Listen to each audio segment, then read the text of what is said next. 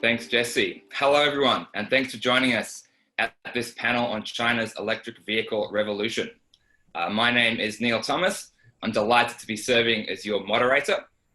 So today I'm coming to you from Chicago, where I'm a senior research associate at Macro Polo, which is the in-house think tank of the Paulson Institute. So why are electric vehicles, or new energy vehicles, as the Chinese government calls them, important? Aside from the obvious environmental benefits of electric power over gas-fueled cars, Bloomberg New Energy Finance, for one, estimates that better tech and lower prices could cause EVs to become the majority of new light vehicle sales worldwide by 2040. And while Tesla is the most famous of EV brands, China has been the world's leading EV producer for many years. Yet, despite China's advanced position, there's still considerable uncertainty about the future. Optimists point to China's world-leading fleet of EVs and electric buses and see an industrial policy success story that has ignited a much-needed energy revolution. But pessimists point to the reliance of some Chinese EV startups on consumer and producer subsidies and see a market prone to collapse without an unsustainable level of government support. However, everyone can now agree that the economic impact of COVID-19 is dampening spending and lowering oil prices, which adds uncertainty to the timing and perhaps the feasibility of a takeoff in EV demand. The purpose of this panel is to delve into these issues by assessing the policy outlook and market trends for EVs in China, as well as comparing China to the rest of the world. And we have an excellent lineup of speakers to help us do just that. First, Tu Le is founder and managing director of Sino Auto Insights, which is a Beijing-based consultancy that helps transportation and mobility-related companies to enter new markets and grow their businesses. Tu previously spent time working in Detroit and Silicon Valley, as well as consulting for China-based startups. He has a BA from Michigan State and an MBA from Carnegie Mellon. Next, Ilaria Mazzocco is a senior research associate at Macro Polo in the Paulson Institute, where she focuses on China's energy landscape, industrial policy, and environmental policy. Ilaria recently received a PhD from the School of Advanced and International Studies at Johns Hopkins University. And finally, Rupert Mitchell is the Chief Strategy Officer of Shanghai-based WM Motor, which was founded in 2015 and is one of the leading new electric vehicle OEMs in China, being engaged in the design, engineering, manufacturing, marketing, and servicing of intelligent electric passenger vehicles under the Weltmeister brand. We're going to start this panel with short introductory remarks from each of the speakers that will provide an overview of the Chinese EV sector. And then we'll move on to a more general discussion between the speakers about the issues at hand before taking your audience questions. So now, without further ado, Tu Le will kick things off. Over to you. Neil, thanks for the introduction. So what I wanted to do was give a quick overview of how we got to where we are in China and maybe give a little bit information about what's going on in the rest of the world as well. So if we start with 1983 as year one for the automotive sector in China, previously China were importing in the hundreds and thousands, in the hundreds, some Russian trucks, but up until that point, there were very few car sales. So AMC, American Motor Corporation, in 1983 started a joint venture and began shipping kits into China and making Jeeps with those. And then the follow-on year, Volkswagen established the joint venture with SAIC. So Volkswagen as the first foreign automaker to really be a big player.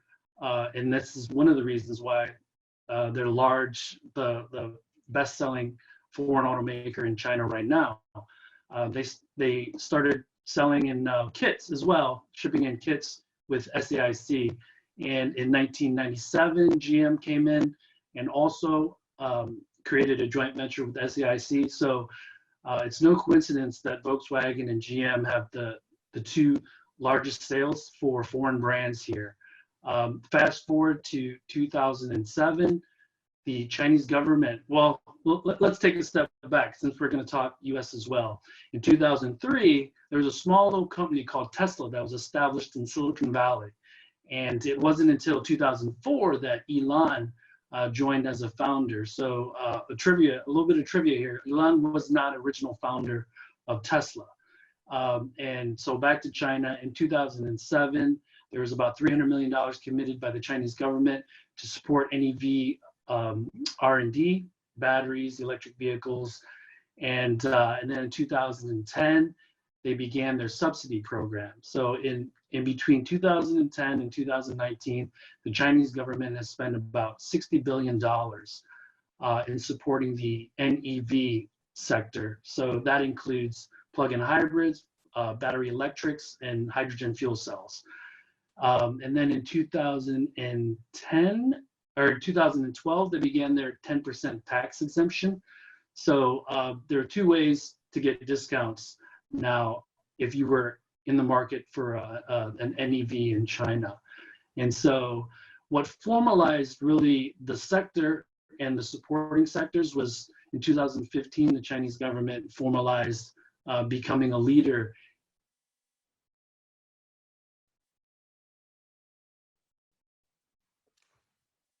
in AI were three of the pillars that they had called out. And so at that point in time, a lot of investment began to pour into the electric vehicle and the NEV vehicle, NEV sector.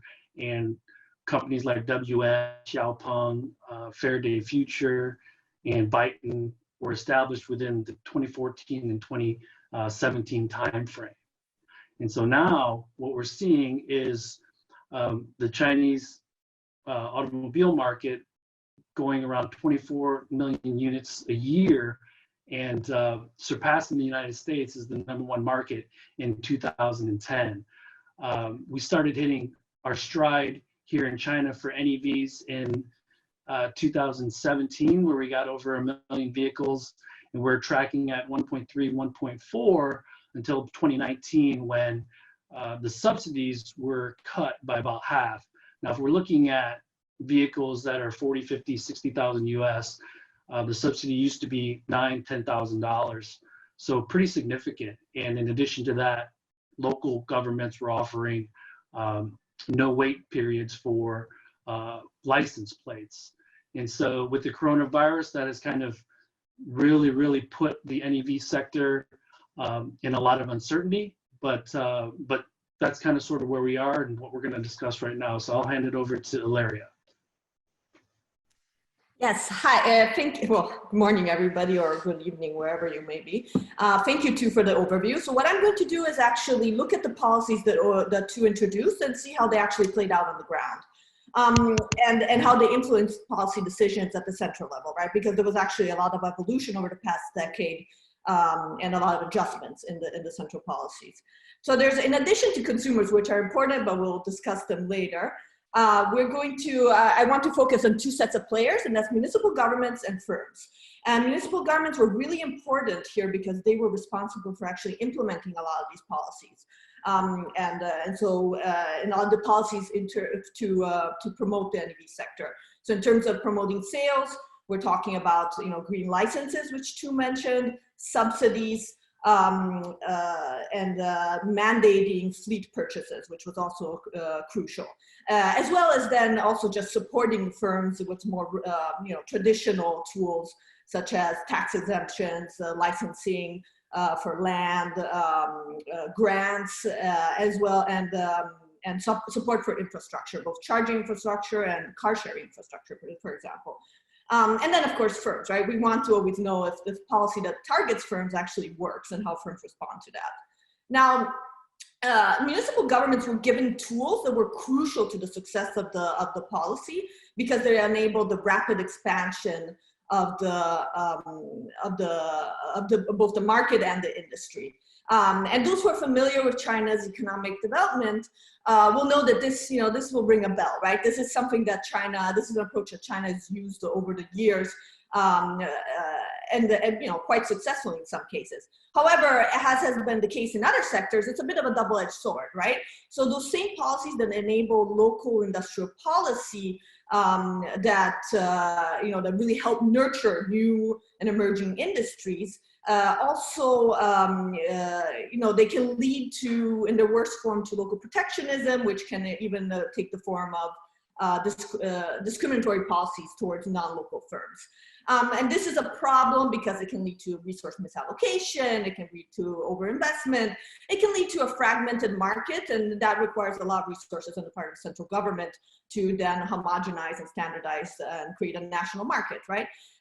So this can be a challenge, and we've seen a little bit of this in the electric vehicle and the NEV sector.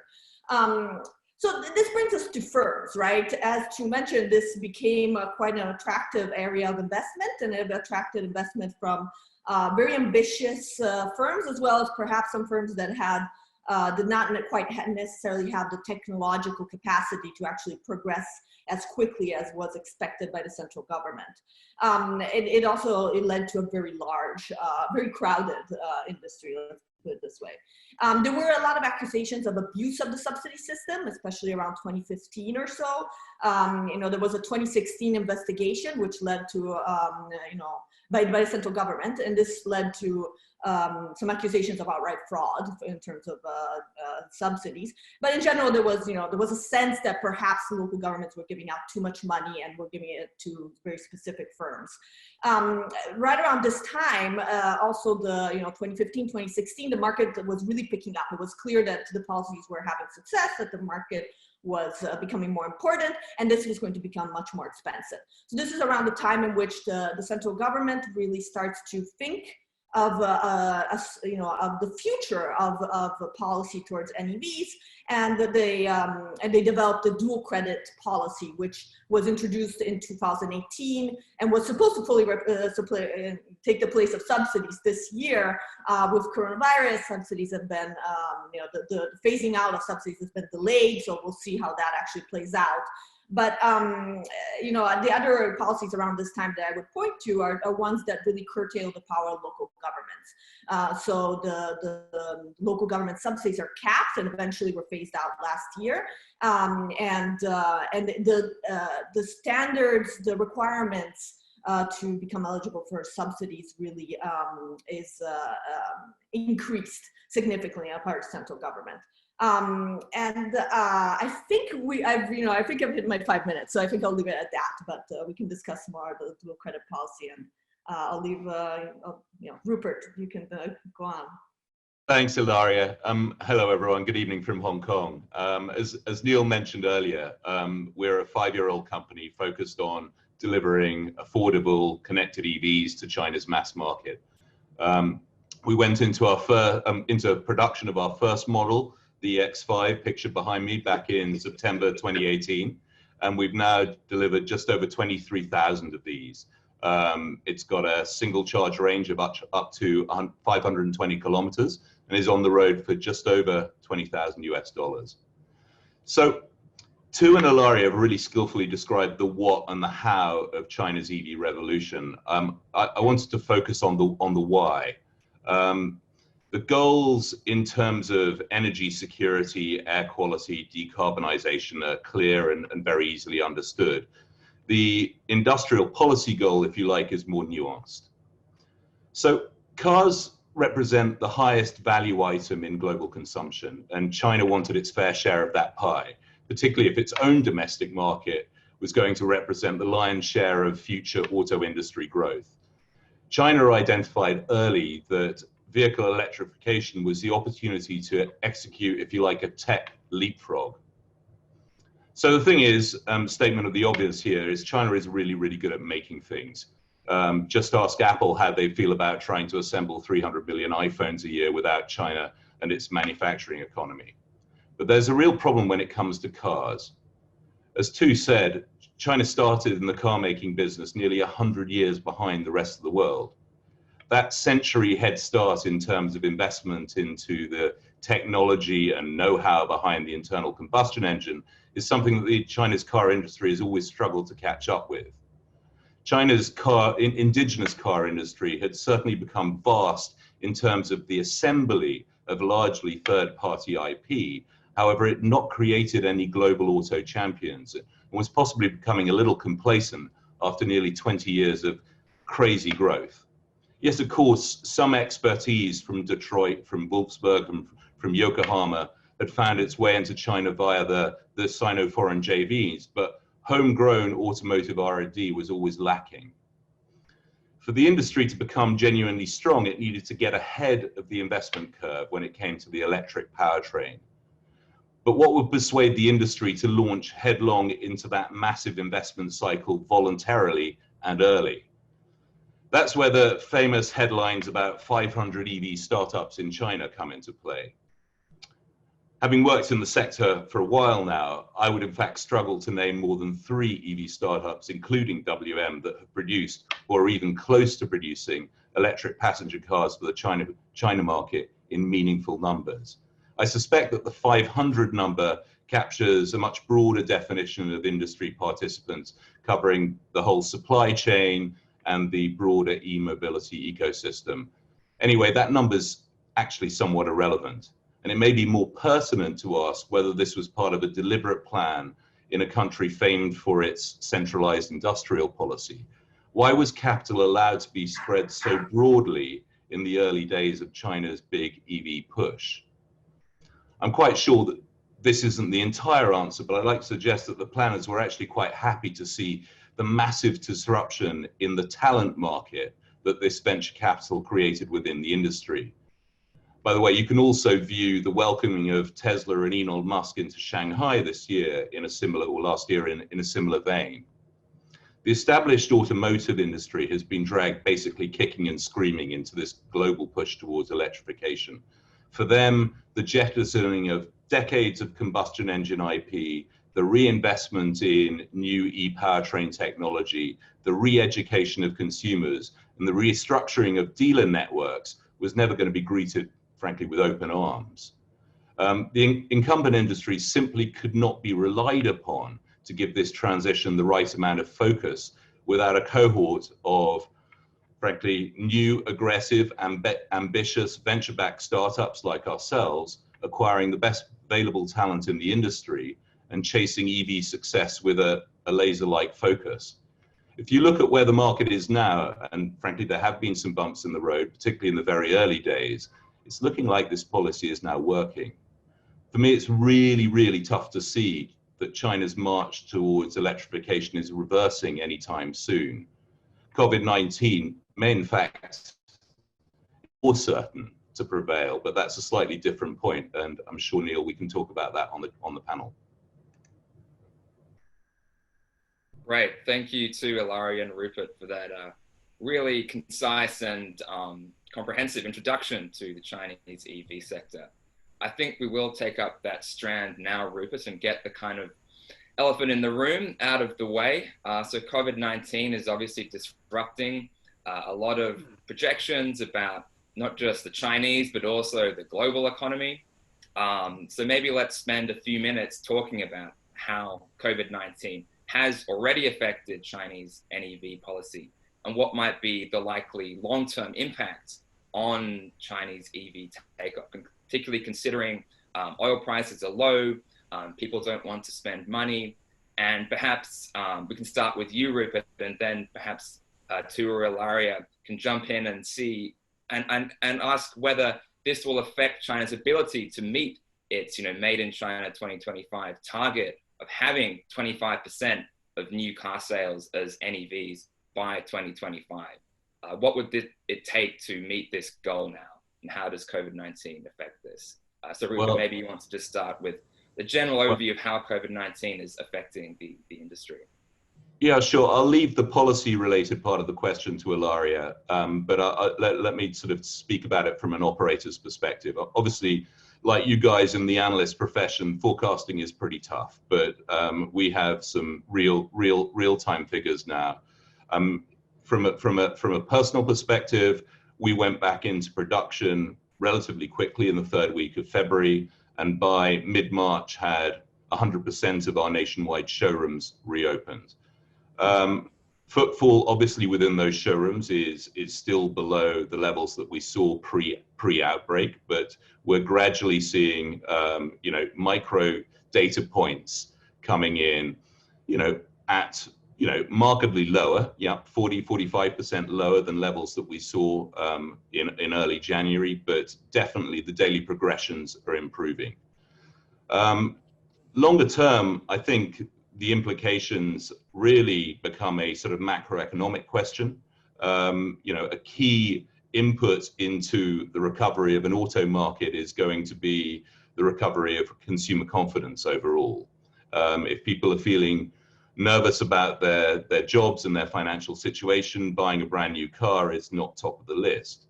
But I didn't differentiate there between a car and an electric car there, because I really think that consumers in China have already begun to do the maths in terms of total cost of ownership of the vehicle. Regulatory policy aside, in most of the major cities in China, buying a non-electric car is a major financial consideration. You may well buy a price competitive petrol engine SUV today, but who on earth are you going to sell that to in 3-4 years' time when the regulation really kicks in? So, it's crystal ball time in terms of recovery of the overall auto market, but I think that the electric vehicle component of that market probably doesn't stand at risk of falling behind in terms of what we were seeing in terms of increased penetration. So let me add to that, because I agree with Rupert wholeheartedly regarding customer confidence or consumer confidence. I think there'll be a hiccup in the next 12, 18 months in the EV sector, but I believe that if the economy recovers fairly quickly in China, ICEs will start to grow and it'll pull the NEV sector along with it. I also think if we're looking at the private sector and what they're doing, before coronavirus, Volkswagen had announced that they were going to be switching 2 factories, 600,000 unit capacity, over to EV, dedicated EV production. And GM, I think over the next 5 years, has mentioned that they're going to be launching 20 vehicles, NEVs, in the United States and China. So I think one of the issues and one of the challenges— I want to come back on that too later, but yeah. Yeah, so sure. But one of the challenges for China is just not having enough product for consumers to really choose. I think there's fairly limited on the low end, with 2 or 3 competitors, and then on the high end, there's essentially Tesla, and I think what I would say is not a very good excuse for, or a good example of an electric vehicle from Audi, the e-tron.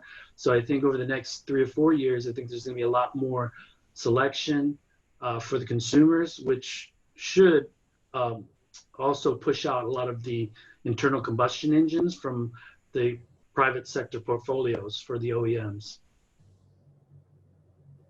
Yeah, so let me just jump in. I think I completely agree. I think in the long term, actually, if we want to talk about policies, it's going to be macroeconomic policies that actually stimulate the economy as a whole, right? If we head towards a recovery, this is good for the auto industry, it's good for NEVs, right? But in the short term, I think we're seeing, this was going to be the year in which NEVs were going to be pushed sort of more towards the market. Of course, there's still, supportive policies, but the subsidies were going to end, right? Subsidies have, that's been delayed. The subsidies, though, are not substantive, let's put it that way. So it's not, it's helpful, but it's probably not crucial to the industry. We've been seeing actually local governments getting more involved again. They've been given power to reintroduce some local subsidies. So I think in the short term, we'll see a lot of these sort of smaller short-term policies to try and help the industry as a whole, and the NEVs in particular. I think that's going to be visible. I think what's another thing to keep an eye on, in addition to consumer confidence, is actually local government purchases, right? And by local government purchase, I mean, taxi fleets, bus fleets. I think there's 2 questions with coronavirus. One is, are we going to see, are we going to continue to see a strengthening of public transit, or is that going to be a concern, a health concern, right? And the other question is actually, are local governments going to be so cash strapped that they actually can't invest that much in NEVs, in big NEV fleets, which would help the industry, obviously. So on that point, I mean, we've seen the Chinese government already extend some of its subsidy programs because of the potential economic fallout of COVID-19. But as you mentioned, this is kind of part of a broader push to gradually wean the industry off government subsidies and subject it to more market discipline. Also, hence bringing Tesla into the domestic market with such pomp and circumstance. So perhaps this is a good time to just touch on this issue of how ending subsidies will affect the industry and what that's likely to do to its structure, given that there's been some wobbles in some of the major producers and a lot of the startups at this possibility of removing total subsidies. And we've seen some drop off in consumer demand as well in the last year, even before COVID-19, when some of those consumer subsidies were relaxed. Yeah, I mean, let me take that first, Neil. I think that important to differentiate between the various strands of subsidy. So the direct purchase subsidies, which Ilaria points out, have been extended now for a couple of years, are incredibly helpful in the context of a business plan for us, which assumed that they would have gone away completely this year. When you're selling mass market cars like ourselves, a 25,000 RMB subsidy is a meaningful double-digit discount to the sticker price. The local subsidies that Ilaria mentioned are actually pretty small. Beijing pretty much directed that local level direct purchases subsidies should, the dollars associated with that should be redirected towards infrastructure investment, so charging infrastructure, which ultimately is probably significantly more meaningful in terms of overall EV penetration and EV adoption.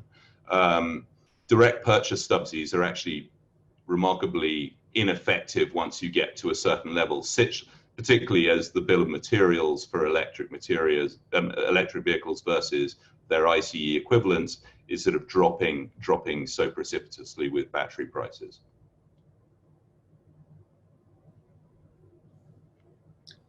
Ilaria, do you want to address anything on this topic? No, I mean, I think Rupert just, I think he gave a good overview of that. Like, I don't think that local government, I think it's interesting that local governments are getting re-involved again with subsidies, but I don't think this is going to be a long-term thing. I think it's for this year, and I think we're talking about, it's 10,000 renminbi, or that kind of 20,000 in some cases.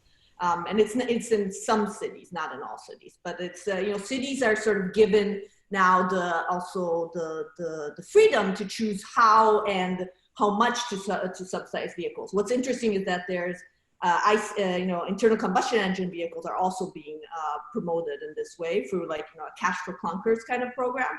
So at the same time, you're seeing local governments promote NEVs and ICEs. So that's a little different from what we've seen before. We also actually have a question from the audience on COVID-19 topics before we maybe move on to some battery-related questions. So Jonas Nam asks, do you think that range anxiety is roaring back as people will avoid planes in a world of COVID-19? Or is the ability to charge EVs at home and avoiding public pumps giving EVs an advantage? Who wants to take that? I mean, listen. I've long been a proponent that a national transportation policy in China has done a really good job of killing the concept of range anxiety for the Chinese consumer, and that's really based around the 30,000 kilometers of new high-speed rail track that's been built there in the last 10 years. Literally nobody I know or work with in China would consider driving city to city when there is a high-speed train that's available. Now, clearly, social distancing implications of mass transit have to be brought into account, but I can't see at least in the case of China specifically, that those high-speed rail terminuses not operating a bit like airports in terms of ensuring that symptomatic passengers are sort of screened out at the gates. There is a point about intracity transportation, so mass transit. If you were hitherto reliant on catching a Didi or a Meituan ride-hailing car to work, or perhaps even taking the subway in one of the major cities, are you thinking once, twice, maybe a third time about maybe now's the time to own my own car? I think that possibly will play a role here. So what I think is, if we're looking at battery technology, I think range anxiety is something that might be an issue for a decent portion of people considering purchasing EVs, but that's pretty much going to go away, I would say, within the next 5 years. And Rupert probably knows better than I do. And in China, in particular, charging stations are a dime a dozen in tier 1 cities. Like every major building you go into, whether it's a residential or whether it's a commercial, there's going to be charging stations in every building, all along the highway in Beijing and Shanghai. So I think if we're going to really take the next step in charging, we should probably start concentrating on tier 2, tier 3 cities. But I don't think range anxiety is really a showstopper for a lot of people nowadays here in China. And with regard to the ride hailing, I've been back from the United States for 5 weeks, and I thought I was going to be very hesitant to enter a Didi. But over the last couple of weeks, I've called one, brought my children around. So I think where people might look like they might be hesitant to take ride hailing, I don't know if that's actually going to be that much of a hindrance for them and incentive for them to buy. So I think short term, it's more concentrated on getting the economy back together. And then long term, I think the NEVs will still prevail just because it's going to be a lot more choices in a few years. So. Well, I was just going to add to that it looks like some of the government is going to make big investments in infrastructure, which is probably going to be helpful, right? So as a response to the COVID in part and previous planning before, there was this push for new infrastructure, and that looks like it's going to benefit charging infrastructure as well. So that would certainly help. On the other hand, I think it depends just how much, things might change with COVID, but as of now, it doesn't seem that intercity travel, as Rupert mentioned, is really the priority for Chinese consumers. How about we stay on this topic, but pivot to a little bit of a bigger picture look at the Chinese lithium-ion battery industry. So obviously the batteries that power most electric vehicles. So maybe too, you could give us a quick assessment of how Chinese policy has fostered a lithium-ion battery sector in China, and how that sector kind of relates to both global supply chains and also this holy grail target of getting prices down to $100 per kilowatt hour. How is China doing in terms of building a domestic battery industry? Well, so I think the battery sector here in China is going to mimic other sectors where we'll see a huge tidal wave of investment. We've seen that over the last few years. CATL is the largest domestic battery maker in China, and there's a few other larger companies that are competing against LG and Panasonic to really be in the next set of electric vehicles here in China. What I think they need to do is really catch up on their quality and reliability, because their pricing will always undercut the Japanese and the Koreans. And up until 2 years ago, I want to say, the Chinese government protected the battery sector, and they had directed 17 battery manufacturers who all happened to be Chinese. If you wanted to receive subsidies from the Chinese government, you had to source your battery from one of these 17 suppliers. And so I think what we're going to see is this overinvestment is going to cause an oversupply.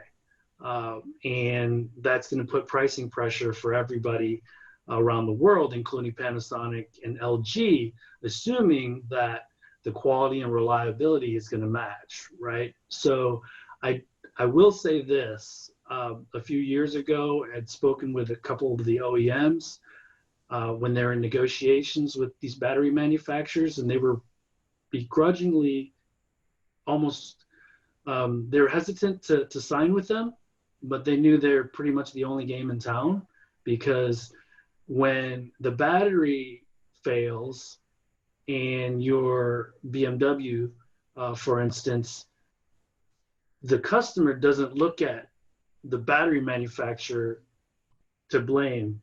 They look at BMW. And so it's very important that the Chinese manufacturers can match the quality and reliability, because now we're talking about, you know, fires in cars and vehicles. And if we're talking hundreds of thousands of units, that can really cause a lot of damage, a lot of financial damage, as well as lives at stake. So I don't know if Rupert or Larry have a different opinion, but.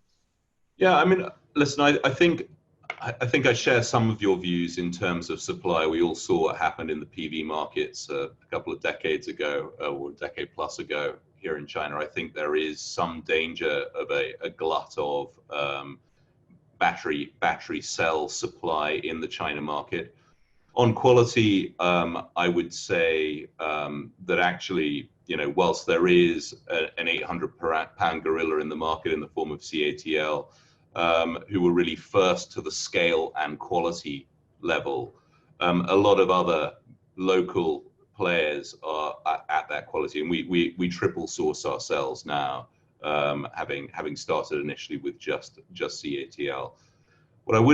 A point I would want to add, though, is, well, 2 points, actually. Firstly, the whitelisting policy that you're referring to around cell suppliers has fallen away. And so we will see participation by certainly the Koreans in the Japanese cell supply market.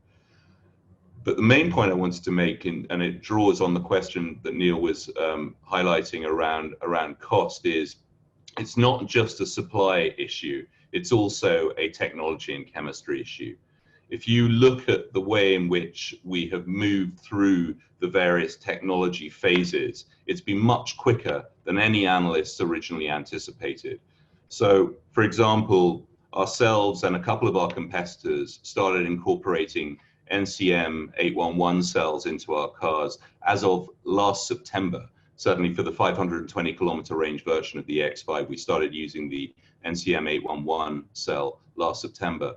Now, at the time that I first started in the company, NCM 811 versus the earlier 523, so that's nickel, cobalt, manganese, and the ratio accordingly, was a 2021 pipe dream, right? So 811, but it was actually a reality in the third quarter of 2019. So the rate of the sort of technology sort of leapfrog has been far more rapid than analysts were baking in when they were talking about the sort of the holy grail $100 per kilowatt hour target. Now, we firmly believe that at a pack level, we will be on our vehicles below $100 per kilowatt hour by early next year. So I was just going to add to this that, you know, when we're looking at China's industrial policy towards NEVs, actually the most clear-cut success has been that of the battery industry. You know, this is not necessarily the first time this happens, right? And in terms of China's policy towards the automotive sector as a whole, the localization of components was perhaps one of the most successful aspects in the 90s. And you know, again, this is what we've seen with the battery industry. In some, you know, in some ways, I think there's a parallel here, where the battery industry, between a combination of the rapid expansion of demand through the creation of this the NEV market, and a little bit of protectionism, as mentioned, between 2016, 2018, more or less. That combination was really successful in pushing forward companies like CATL and a few others. But CATL now has, I don't know if they finished, but they announced that they were going to build a factory in Europe. I don't know exactly the timing of that, but they definitely have global ambitions. That the idea of a factory in Europe is to supply European automakers. So I think that's clearly, this is clearly a success story. We have Chinese battery makers that are competing worldwide. Maybe let's wrap up this little discussion of batteries by synthesizing a couple of questions we've got from the audience. So a couple of people are asking about battery inputs. So firstly, whether EV demand, assuming it comes back from COVID-19, is that going to cause some structural oversupplies in inputs like lithium? And is Chinese involvement in these industries, so particularly securing large supplies of lithium and other precious metals, is that potentially something that could be weaponized in a trade war?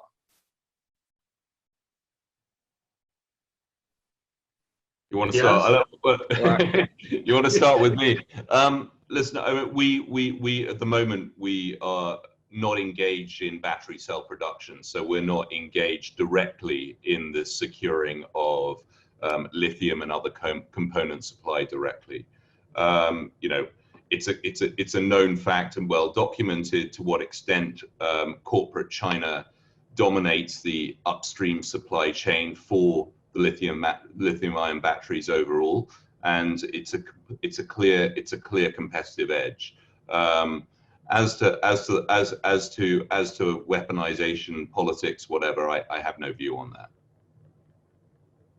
I think that the short supply is really going to depend on how fast the US and the EU recover, and their take rate for EVs in those regions.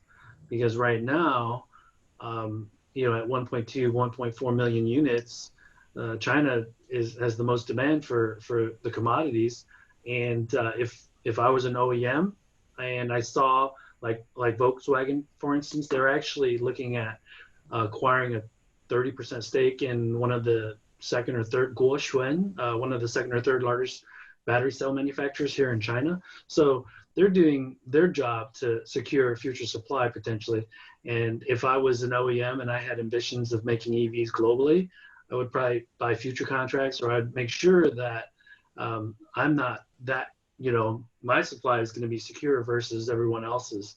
And, what you might find is on the secondary market, when the time comes, you can still buy these raw commodities, but it has potential to have some supply constraints, but I don't really see it being an issue in the next few years. While we're talking about the international dimension here, question that I have is, so obviously Tesla is currently the global name brand when it comes to EVs. So will ever be a Chinese Tesla that's capable of dominating not only the Chinese market but perhaps overseas markets, given how China has a leading position, at least in the number of EVs produced? And what might be some of the data or network or other tech concerns that could impede such a goal and potentially lead to something of a decoupling or a fragmented global market for NEVs? Or is this something that's not going to happen? Well, Neil, as I alluded to in my intro, I think that Gigafactory 3 in Shanghai is there for a very, very clear reason, right? Which is a deliberate policy to keep the Chinese auto industry on its toes with respect to investment in electrification. Elon Musk was welcomed with open arms by the government of Shanghai to that extent. The media is full of XYZ potential Tesla killer, right? I think that it's rather a boring sort of sub-editor's cliche, frankly, right now. Let me talk to China first. The entry level Model 3 is a 300,000 RMB car, right? It's a premium, that's the entry level. That's a premium price car.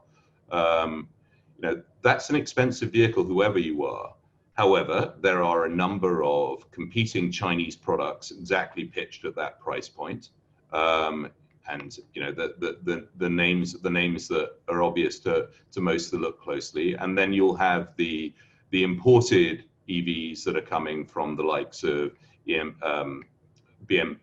Audi and Jaguar Land Rover, to name the most prominent right now. In terms of your second point, this becomes a sort of the great firewall debate, right? The modern car does not just have an electric powertrain. It's highly connected, and so all of the issues with respect to, for example, REX5 delivers a terabyte of data back to our servers every single day. Every single one of those cars delivers a terabyte of data back to our servers. Now, we've got 100% Chinese customer base, and and so all that data naturally sort of sits within China. But when you're looking at a situation with cars being sold into a global market, but still of a hyper-connected nature, yes, you've got data regulation issues to consider for sure. Really quickly, I think to your point about China having a Tesla brand of their own, I think, first of all, Tesla is a 16-year-old company, so I think it's really unfair, and it was probably not by the media fair to compare NIO to Tesla, being a 3-year-old company.